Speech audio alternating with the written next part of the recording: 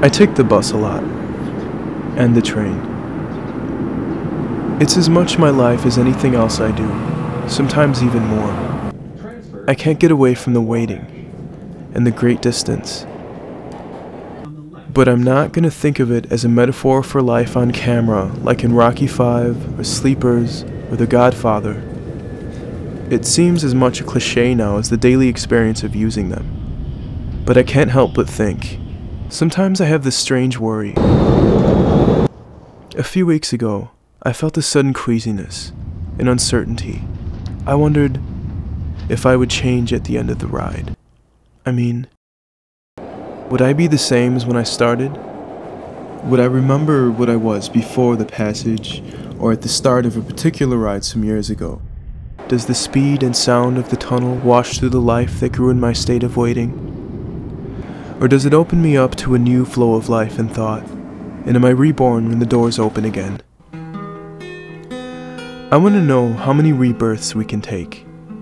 Then I want to know if we are the same when we get off. How many rides can we endure until one of them really does change us? My first thought is that change is inevitable, if just on the molecular level, but that doesn't satisfy me. I think of the word nature, patterns in your life, your actions. Then this 4-year-old story sketch of mine pops up, and I thought about putting music to it. I'm calling it Little Black.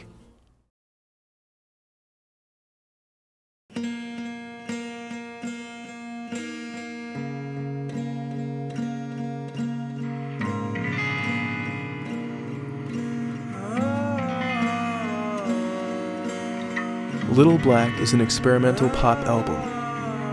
The story is from the perspective of a moth that hides behind the ceiling and walls of a house during the day and watches, very closely, the strange giants that inhabit the house.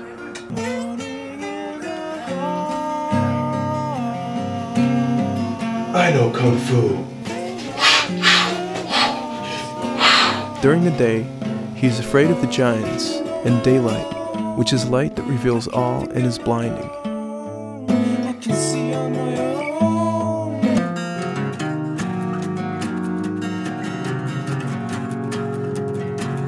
During the night, he leaves to find food and lights in the dark that call him.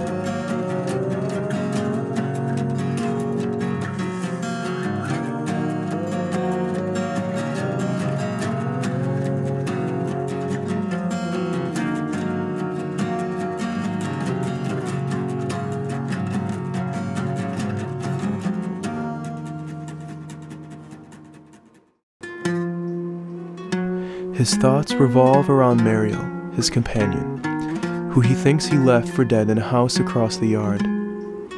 He believes she is still alive, but questions whether or not she is withered, and all that's left is her shell.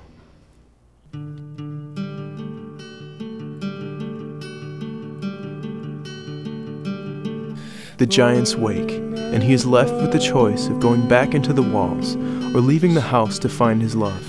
He leaves, following a wind that blows from one end of the house to the other. The moth begins to understand his nature.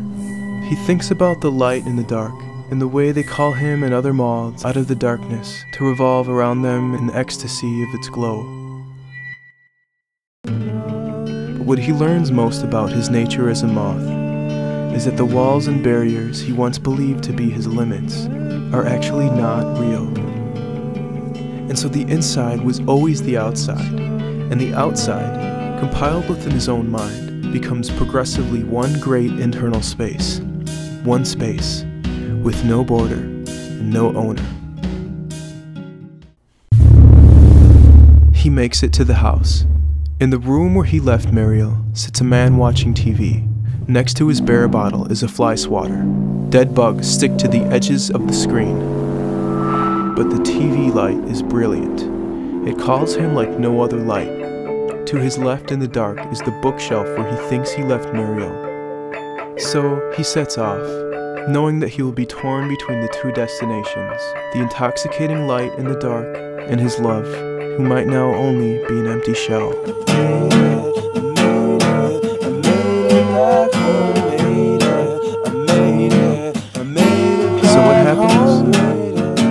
Before he can really decide, TV Man swats him dead.